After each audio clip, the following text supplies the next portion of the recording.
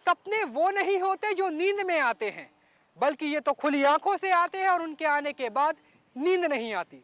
कुछ ऐसा ही हुआ मनमोहन के 100 दिनों के सपने के साथ, जिसके बाद यूपीए सरकार के ख्वाब ख्वाक्ता हो गए। बहुत कुछ पा लिया हाथ ने, बहुत कुछ हाशिए से उठाना अभी बाकी है। मनमोहन सरकार के सिपासालार भी 100 दिनों के सपने के बाद कुछ ऐसी ही सोच रखते होंगे। शिक्षा मौलिक अधिकार बनी, आदि आबादी को मिला पंचायतों में आधा आरक्षण, लेकिन फिर भी बहुत कुछ अधूरा रह गया। सरकार ने फैसला किया था कि कुछ कार्यों पर वो पहले 100 दिन में पहल करेंगे और मुझे लगता है कि अच्छी शुरुआत सरकार ने की है।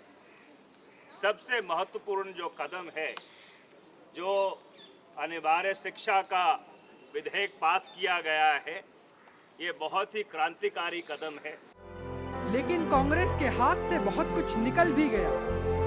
जब शर्मन शेख में शर्मसार हुई हिंद की विदेश नीति, मुलायम पड़ गए मनमोहन और खामोश रह गई सरकार।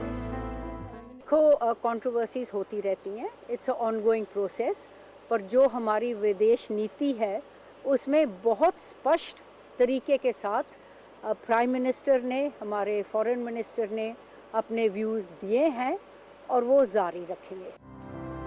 कुछ सपने अधूरे भी रह गए। रैगिंग रोकने का सपना टूट गया, संसद में महिला आरक्षण विधेयक अटक गया और धरा रह गया जजों की संपत्ति को सार्वजनिक करने का बिल।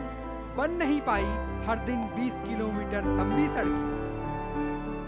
सड़कों के रास्ते सियासत मजबूत करने का सपना कभी अटल जी का भी था, लेकिन अगड़े इंडिया की सड़कों के नीचे से पिछड़ा भारत गुजर गया और सियासत का सपना सड़क पर आ गया। वहीं बीजेपी की दिलचस्पी अपनी सड़क से ज्यादा कांग्रेस की सियासत में है और उनकी माने तो मंदी, महंगाई, सूखे और स्वाइन के चलते मनमोहन सरकार का सपना टूट गया। 100 डेज पूरे हो गए यूपीए के, लेकिन जनता के तो 100 डेज मानो भर गए, क्यों? उसमें महंगाई के सिवाय इस सरकार ने कुछ नहीं दिया। सूखा और स्वाइन फ्लू जैसे संकटों का मुकाबला करने में वो नाकाम रही। क्लाइमेट चेंज, WTO और इंडो पाक डायलॉग पर उन्होंने पहले जो 10 साल भूमिका रही उसको यूटर्न किया। बुंदेलखंड का कपास पहन के मॉडल रैंप पे चलती है, लेकिन उसे बोने वाला किसान बेमौत मर जाता है। कलावती के घर से राहुल गांधी दिल्ली की सियासत चमकाते हैं, बस उनके हाथ में होती है तो बिस्लेरी की एक बोतल, लेकिन जिसके पानी के साथ साथ 100 दिनों का सपना भी सूख गया है। जय हो इंडिया। दिल्ली से राहुल डबास, जन संदेश के लिए।